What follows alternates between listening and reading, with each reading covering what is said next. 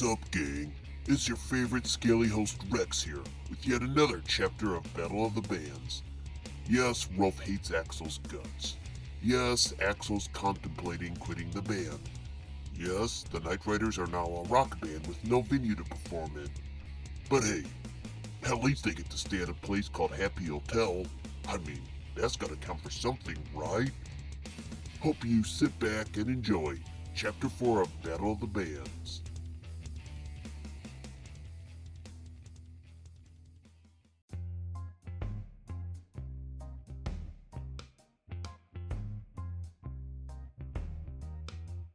The drive back to the hotel seemed to last an eternity, as neither of the bandmates uttered a single word to each other. Angry, sore, and humiliated from the scuffle, Axel made every effort to avoid looking at Rolf. Despite his earlier words of assurance to Lonnie, he was seriously beginning to question his future in the band. Even if by some twist of fate Rolf allowed him to stay, he wondered whether it was possible, or even worth the trouble, to deal with him day in and day out.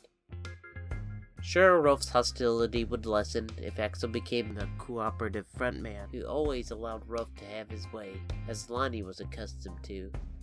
But this was not an option for Axel. Over the years, he'd learned from not-so-pleasant experiences when to bite his tongue and when to be more subtle. Unfortunately, engaging in a physical fight with a bandmate marked a new low for their relationship. This left him fearing what negative repercussions would follow this incident, or if he would even be allowed to remain in the band at the end of the tour. His head hurt from thinking about it. Upon their arrival at Happy Hotel, Axel and Lonnie followed Rolf, who without a word led the way to their hotel room. Mr. Whaley, the plump walrus receptionist, sat behind the check-in desk.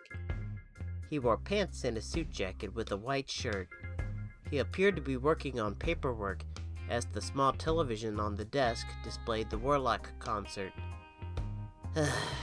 Can't get away from those guys tonight, Axel thought with a sigh. "How are you gentlemen doing this fine night?" Mr. Whaley greeted, in a booming, cheerful voice. Although it had only been hours since the band had checked in, they had already become accustomed to find ways to evade conversation from Mr. Whaley's outgoing personality. "Terrific," Lonnie murmured as they tried to hurry through the hotel lobby. "Oh, that's fantastic!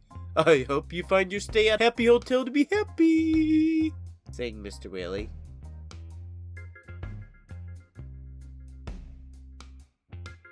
When the band had reached their hotel room, Rolf immediately threw himself onto his bed.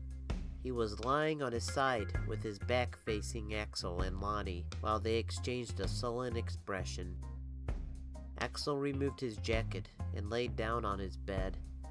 He placed his right arm under his head as he stared at the ceiling.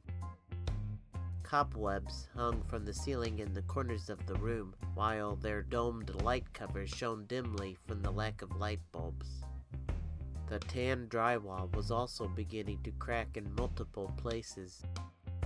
The Nightriders could have easily afforded a better room than this, but due to Rolf's stinginess over the band's budget, he would not have expected anything different. Despite the reasons for staying in low-end hotels, Axel really did not mind it. Growing up in Greenwood Swamp, these were the living conditions he was used to, and truth be told, he actually would feel out of place anywhere else. Unlike the more modern buildings, the Happy Hotel faintly reminded him of his parents' small two-story home at the swamp. Maybe a few more cracks than his childhood home, but his father always kept up with the maintenance of the house. His father was a hard-working swamp lizard who worked at the local steel mill. Even with small paychecks, his father always made sure their home reflected the best of their resources.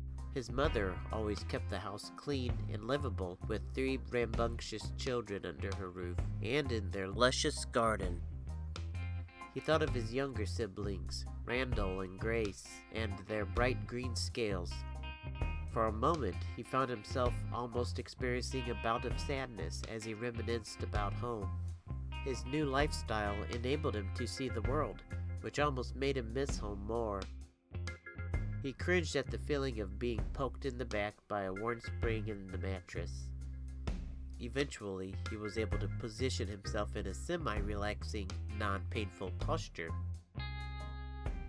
Lonnie grabbed the remote and turned on the television, causing the room to ring out with the raspy voice of the warlock. Next, we have a very special treat for all my fellow warlocks. It's a pretty little lullaby that is sure to make you all sick to your stomach. Again, the audience roared with excitement and shouted in glee. Not in the mood for the stupid warlock concert, Axel grumbled. Lonnie quickly changed the channel to a history documentary on the Cougar Wars while sitting on the edge of the bed. How's your head? Lonnie asked. I'm fine, Axel answered quietly, hoping to send Lonnie the message that he was not in the mood for small talk. Axel heard Lonnie release a long sigh. Despite his efforts, he knew Lonnie well enough to know that he would not lose his intense restlessness without first indulging in a non-combative conversation. How the heck do you sleep with that spiked collar? Lonnie asked. Don't you ever take that thing off? With his eyes closed and his head still facing the ceiling, Axel slowly shook his head and formed a slight smile. Nope. The collar never comes off. At least until there's a Mrs. Raines, jested Lonnie. A laugh escaped from Axel's previously sullen demeanor. He grinned at Lonnie, once again revealing his appreciation for his refreshing, easygoing personality. Not happening, Axel answered. Lonnie chuckled. What? Do you really expect me to believe that no female swamp lizard has ever caught your eye? Oh, they have. Axel returned his gaze to the ceiling. Being on the road just doesn't leave any time for those kind of relationships, unfortunately.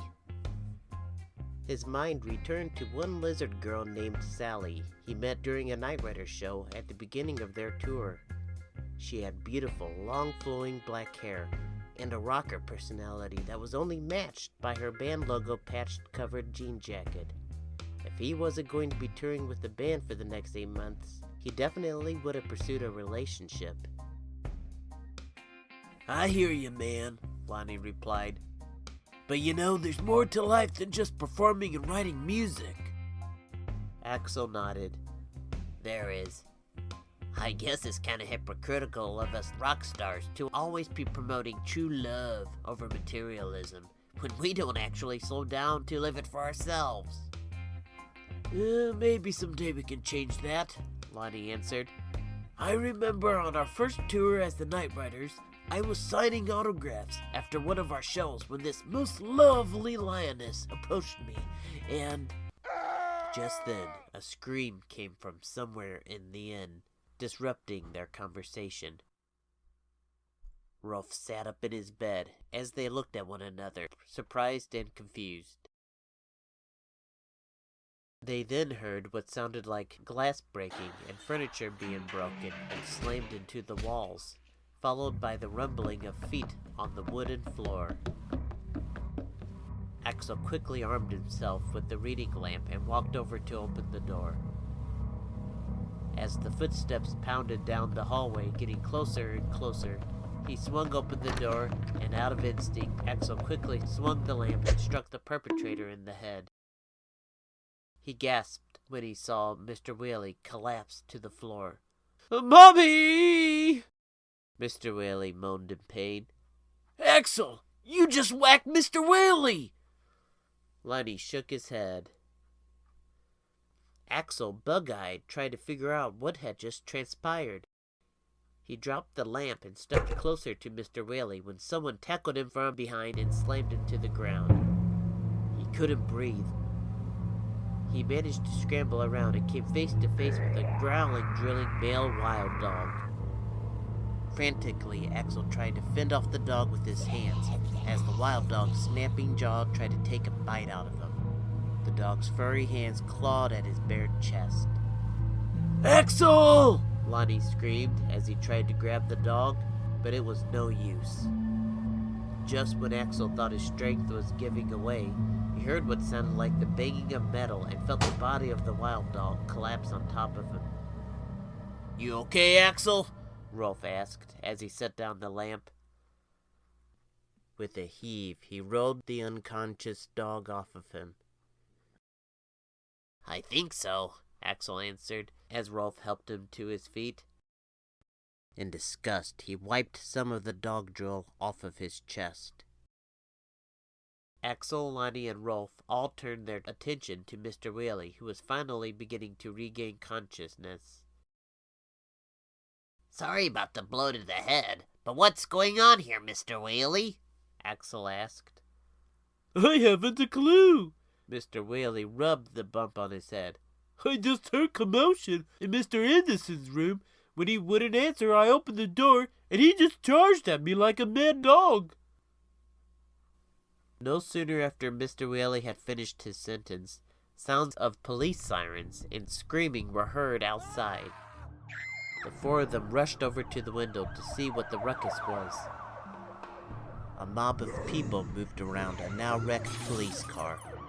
Their movements were jagged and disjointed in an unnatural motion as they navigated the streets. Even from this distance, Axel could tell that their mouths were foaming with drool, snapping for flesh, mirroring the actions of Mr. Anderson. These guys look like they just stepped out of the latest zombie movie, Axel thought. Their attention diverted from the car to two officers fearfully fleeing the scene.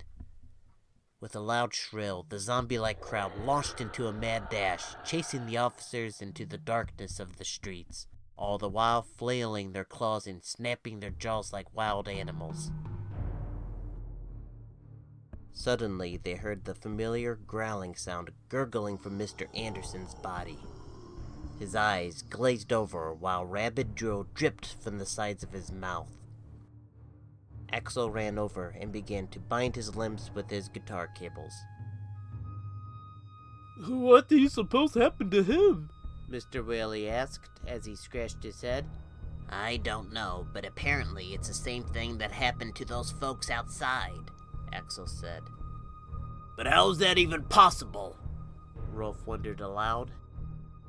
Axel, lost in thought, was quiet for a moment, before shaking his head to regain his focus over the chaotic sounds emanating from the streets. I don't know and I don't care, but I think we better cut our little vacation short. Yeah, I hear the mountains are nice this time of year, Lonnie said as he tried to hide his fidgeting hands while gathering his belongings. Mr. Anderson's body began to show signs of movement as he struggled to thrash his body forward in an attempt to break free from the cable restraints.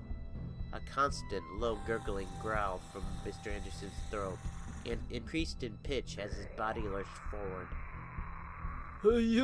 I think I could use a vacation myself, Mr. Whaley said. Maybe you guys could take me with you. Axel slipped on his studded leather jacket and strapped his guitar over his back. Then I suggest we arm ourselves with our best instruments and make a run for the van. But I don't have an instrument, Mr. Whaley quivered. Then ask Lonnie for one of his kazoos, Axel yelled. Rolf strapped his blue Les Paul to his back and Lonnie strapped on his backpack, while Mr. Whaley stood paralyzed in fearful confusion. Axel rolled his eyes. I was kidding, Whaley. If you want a weapon, grab a lamp. Having grabbed their belongings, Axel, Rolf, and Lonnie exited the room.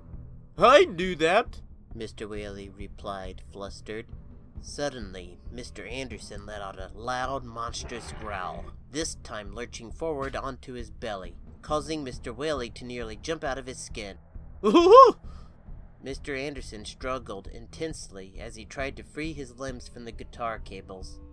He looked completely rabid, white foam dripping from his mouth. Wait up, guys! Mr. Whaley hurried to catch up.